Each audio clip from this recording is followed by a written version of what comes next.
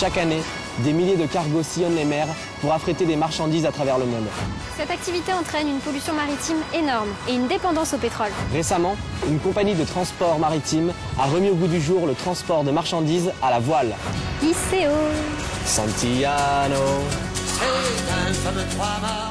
Monument historique français construit en 1896, le Belem a été l'un des derniers transporteurs de marchandises à la voile. C'est au cours d'une croisière sur ce bateau que Frédéric Albert a eu l'idée de fonder la CTMV, une société de transport alternatif aux ferries et aux camions. J'ai eu la chance de participer à une traversée sur ce navire.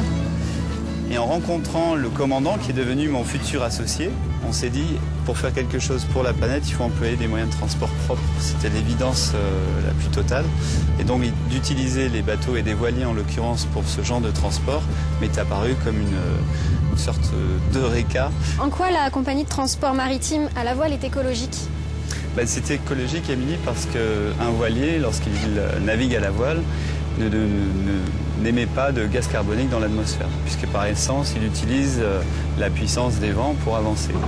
Est-ce qu'il y a un coût supplémentaire à faire livrer des marchandises par bateau à voile? Il y a effectivement un surcoût qui est de 15% et qui va sans doute baisser à 5% à partir de 2009. Pourquoi? Parce que le pétrole augmente. Ça voudra dire que demain, les transports classiques coûteront beaucoup plus cher et CTMV sera encore plus rentable et touchera beaucoup plus de gens. Mais nous n'en sommes pas encore là. Parce qu'ils sont plus lents et qu'ils transportent moins de marchandises que les cargos industriels, les voiliers restent plus chers pour le moment. Néanmoins, il s'agit d'un transport propre.